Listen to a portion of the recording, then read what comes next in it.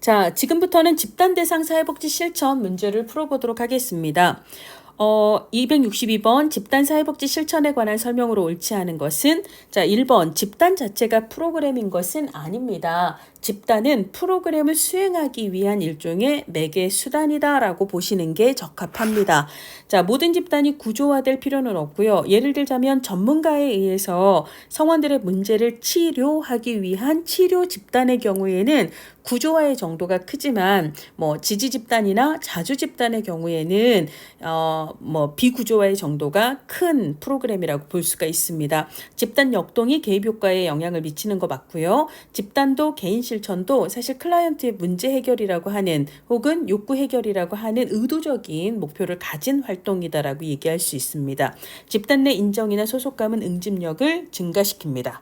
자, 263번 집단 지도자가 지도력을 발휘하는 데 있어서 옳지 않은 것은 민감성을 유지하고 공감하고 개방적으로 이해하고 공평한 관심을 표현하고 그다음에 목표를 잘 이렇게 향해 나가고 이런 것 중요하죠. 그런데 이제 공식적으로 지명된 지도력, 예를 들어 사회복지사, 그다음에 이제 자체적으로 그 안에서 성원들에 의해서 좀 리더격이 되는 사람이 있잖아요. 근데 이들이 서로 경쟁을 해서 내가 잘났다 이러면 오히려 갈등을 낳을 수 있고 그다음에 전체적인 집단 목표의 달성을 방해하게 됩니다. 경쟁이나 갈등은 사실 집단 지도자의 지도력 발휘에 다 좋지 않은 영향을 주죠.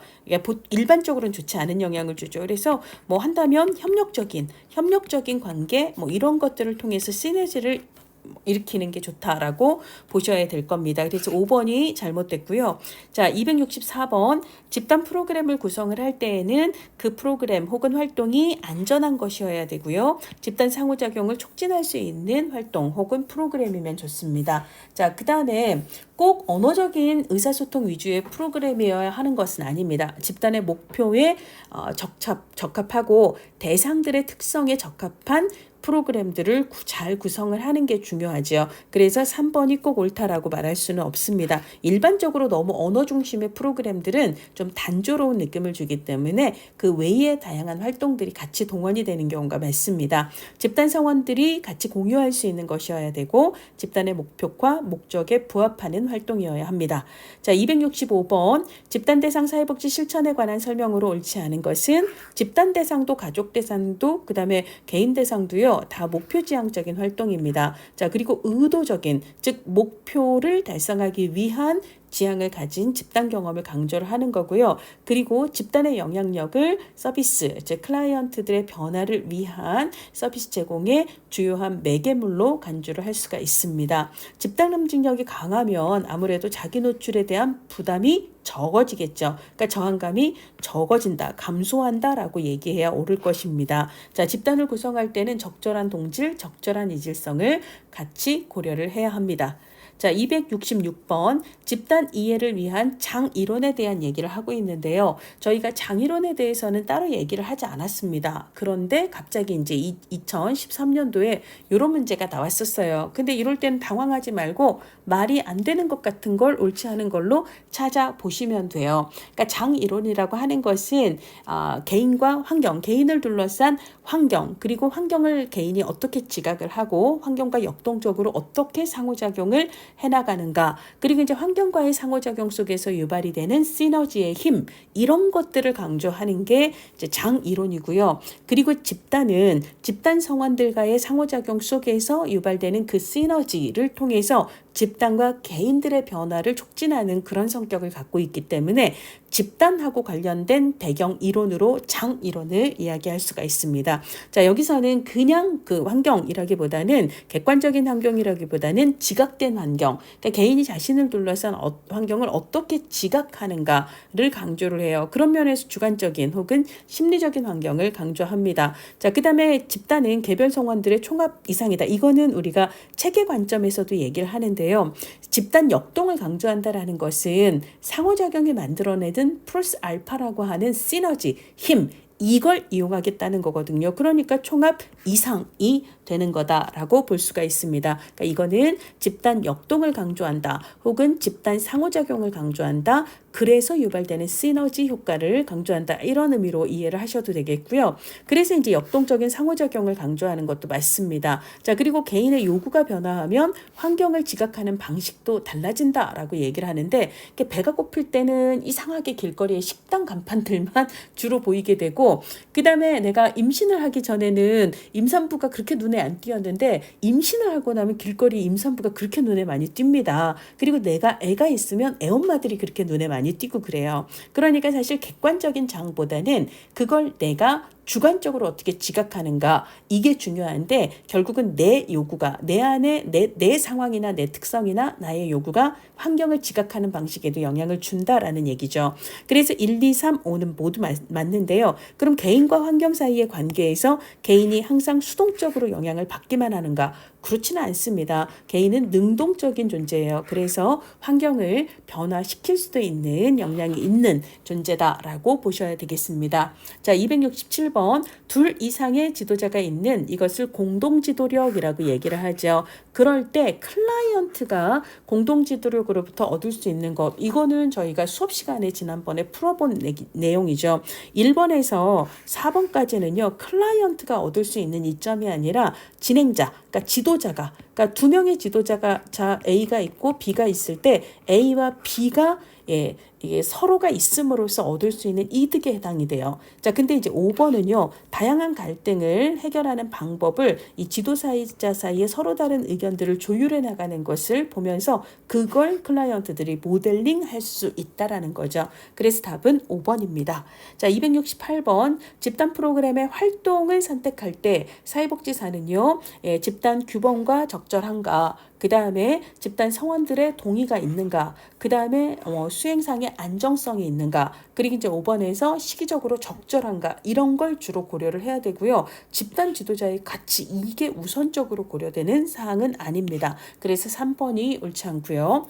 자, 그 다음 269번 집단사회복지 실천의 원칙에 관한 설명으로 옳은 것을 모두 고르라고 합니다. 집단활동에 필요한 적어도 최소한의 규범을 보통 초기 단계에서 같이 설정을 해 나가고요. 그리고 집단이 직면하는 어려움이 있다면 그거 해결해야죠. 그래서 개입해야죠. 그래서 맞고요. 집단이 성원들이 참여를 할 수 있도록 촉진하는 지지를 해야지요. 그리고 집단 성원들이 집단 경험을 통해서 보다 성장할 수 있도록 개개인의 욕구나 관심사에도 대응을 해야 되겠죠. 당연히 모두 맞는 얘기입니다. 자, 270번 집단 프로그램 참여자에 대해서 미리 사전 면접을 개별적으로 하게 되는데요. 자, 이게 왜 중요한가에 대한 설명으로 옳지 않은 것은 관계를 미리 이제 형성을 하고, 그리고 개개인이 이 집단에 참여하면서 어떤 관심을 갖고 참여하는가를 알아낼 수 있습니다. 그래서 맞고요. 그 다음에 추가적인 정보를 더 얻음으로써 개입의 방향을 그에 맞춰서 좀 조절할 수 있고요. 참여자에 대한 사전 지식을 통해서 집단 내 그 사람의 행동을, 그의 의미나 그것이 반영하는 그 사람의 욕구라든지 이런 것들을 빨리 캐치를 해낼 수가 있을 겁니다. 자, 그리고 참여자들이 한 번은, 그러니까 미리 그 집단 지도자를 만나서 자기 얘기를 나눈 사이이기 때문에 아무래도 첫 번째 만났을 때 조금 더 개방적일 가능성이 있겠습니다. 자, 그래서 4번도 맞아요. 근데 패턴화된 집단 행동이라고 하는 건 어느 정도 집단이 좀 굴러가야, 아, 이 사람은 집단 내에서 좀 이런 경향이 있군, 이러면서 패턴을 알 거 아닙니까? 자, 그래서 패턴화된 집단 행동을 확인하려면 사전에 집단이 인을 시작하기 전 사전 면접이 아니라 집단을 진행하면서 해요. 그러면서 이제 확인하고 성장을 지원하는 거라서 얘는 사전 면접이 아니라 집단 진행 과정에서의 연결 사항이기 때문에 틀렸습니다. 자, 271번 역기능적인 집단의 특성으로 옳은 것은 자발적으로 자기를 표현하고요. 문제 해결을 잘해요. 이러면 역기능적인, 우리가 자발적인 자기 표출을 하는 건 기능적이죠. 그 다음에 모든 성원들이 토론에 잘 참여를 해요. 이것도 기능적이고, 자, 집단 성원들이 돌려 얘기하지 않고 솔직하게 의사소통을 하는 것도 기능적이고, 서로를 존중하는 것도 기능적입니다. 근데 문제를 해결하려는 노력이 부족해요. 이것이 역기능적인 거죠. 쉬운 문제였습니다. 자, 이번에는 집단 역동, 집단 역학에 대한 문제입니다. 자, 272번 집단 역동을 증진시키기 위한 방법으로 옳지 않은 것을 찾으라고 이야기를 합니다. 집단 역동의 구성 요소는 집단 목적, 상호작용, 의사소통, 집단 규범, 그 다음에 긴장과 갈등, 혹은 집단의 문화, 그리고 지위와 역할, 다양한 것들이 있어요. 근데 이 집단 역동의 요소들이 그 자체로 부정적이다. 그 자체로 긍정적이다. 그러니까 나타나면 안 돼. 이런 얘기가 나오면 다 틀립니다. 그래서 2번처럼 긴장과 갈등은 집단 역동을 구성하는 요소예요. 근데 이거는 안 돼. 차단해야 돼. 이런 식으로 나오면 얘는 옳지가 않습니다. 그리고 긴장과 갈등이 하위 집단 출현을 조장한다. 이거는 좀 연결이 잘 안 되는, 긴장과 갈등이 하위 집단 출현을 조장하나요? 그렇지는 않잖아요. 자, 그래서 어쨌거나 그런 건 피해야 돼라고 이야기할 수는 없다라는 거고요. 나머지는 다 맞는 얘기입니다. 자, 273번 집단 응집력을 향상하기 위한 방법으로 옳지 않은 것은 집단 성원으로서의 책임감 강조하고 집단 토의, 프로그램 활동을 활용할 수 있습니다. 근데 너무 경쟁적? 이거 좋지 않아요. 그렇죠? 그래서 이제 우리가 앞서서도 263번에 5번에서도 막 경쟁을 유도한다 이런 얘기 나왔는데, 너무 경쟁을 통해서 막 이기고 지고 갈등하고 이런 것만 강조를 하면 이거는 서로에게 좋지 않습니다. 무슨 관계여야 되죠? 협력적 관계여야 되죠. 그래서 얘가 옳지 않습니다. 자, 4번도 5번도 맞는 얘기고요. 자, 그 다음에 274번 집단 역학 혹은 집단 역동의 구성 요소에서 집단 갈등, 긴장과 갈등, 가치나 규범, 그러니까 집단 규범, 규칙을 얘기하는 거죠. 그리고 이제 상호작용이나 의사소통의 방식이나 형태, 그 다음에 집단의 목적이 실제로 이제 개인들의 목적과 얼마나 일치하는가, 그렇지 않은가, 이런 것들은 다 해당이 됩니다. 그 외에도 집단 문화도 있고, 응집력도 있고, 이런 것들이 다 해당이 되죠. 근데 지식과 정보 습득은요, 집단 역학의 구성 요소가 아니라 우리가 집단에 참여하게 되는 일종의 목적 중에 하나가 되는 거죠. 그래서 지식과 정보 습득을 목적으로 하여 그러니까 집단에 참여할 때 이 집단을 우리는 교육 집단이라고 얘기를 하잖아요. 그러니까 집단의 목적 중 하나지 이게 역학을 구성하는 요소다라고 얘기할 수는 없습니다. 자, 275번 집단 역동에 관한 설명으로 옳지 않은 것은, 자, 일단 집단 역동의 요소가 부정적이니까 그거는 만들어지지 않도록 해야 돼. 이런 얘기가 나오면 앞서서 긴장과 갈등이든 하위 집단이든 다른 거든 다 틀리는 거예요.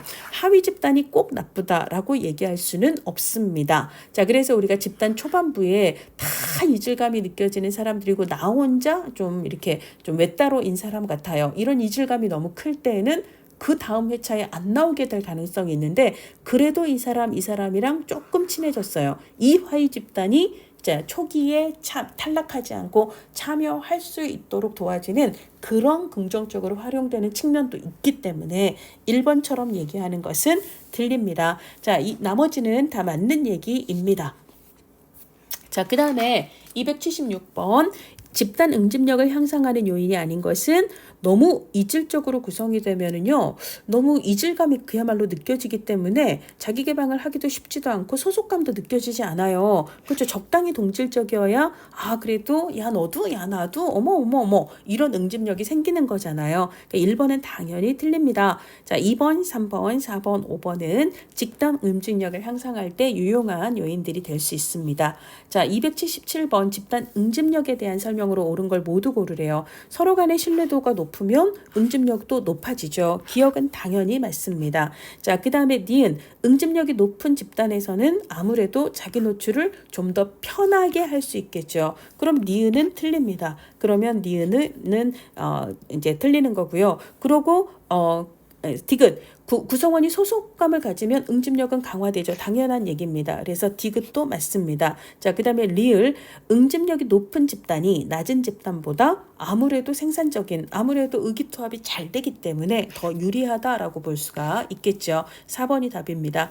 278번 집단 목표도 집단 역동의 요소 중 하나입니다. 자, 이때 집단 목표는 구체적으로 이건 뭐 개인 대상이든 가족 대상이든 목표는 구체적으로 수립하는 게 원래 맞는 거거든요. 그래서 1번은 당연히 맞는 얘기입니다. 자, 한번 정한 목표는 수정하지 않는다? 아니에요. 개방적으로 수정할 수 있습니다. 집단의 크기나 기간을 정할 때 목표는 당연히 고려해야 되고요. 그 다음에 집단 목표는 개별 구성원들의 목표과 잘 일치해야 응집력이 높아집니다. 참여도도 높아지고요. 목표는 집단 과정에서 자연스럽게 형성이 되기 때문에 목표 달성을 위한 의도적인 노력을 하지 않는다? 아니죠. 집단 활동은 의도적인 목표 지향적인 활동이에요. 그래서 5번도 틀립니다. 자, 279번. 집단 문화도 집단 역동의 요소입니다. 집단 문화에 관한 설명으로 옳지 않은 것은 문화라고 하는 것은 상당히 서서히 시간을 두고 형성이 되는 그 집단만의 독특한 어떤 방식이나 이런 것들을 얘기하죠. 형성되는 데는 서서히 시간이 걸리지만 이게 일단 형성이 되고 나면 바꾸기가 상당히 어려워요. 자, 집단 고유의 스타일 혹은 고유의 독특성을 만들어내는 게 집단 특유의 문화가 되죠. 맞습니다. 집단 응집력은 집단 문화 형성에 영향을 미치게 되겠죠. 응집력이 강하면 조금 더 빨리 그 집단만의 독특한 문화가 형성이 될 겁니다. 성원들의 가치가 혼합되면서 타 집단과 구분되는 그 집단만의 독특한 문화, 특성이 만들어질 거고요. 자, 다양한 성원들이 참여하는 개방형 집단이라고 하는 것은 계속해서 새로운 성원들이 중간에 들어오는 형태예요. 그러면 아무래도 우리들만의 고유한 문화 혹은 독특함 혹은 정체성이 잘 형성되기가 좀 아무래도 빨리 형성되기가 쉽지가 않겠죠. 그래서 개방형 집단이 아니라 폐쇄형. 그렇죠. 고정된 사람들로 이게 처음부터 끝까지 유지가 되는 그런 집단일 경우에 그들만의 문화가 보다 더 빨리 형성된다라고 볼 수가 있습니다. 고정관념이나 편견이 많은 성원들은 집단 문화를 형성하는데 뭐 당연히 방해가 될 겁니다.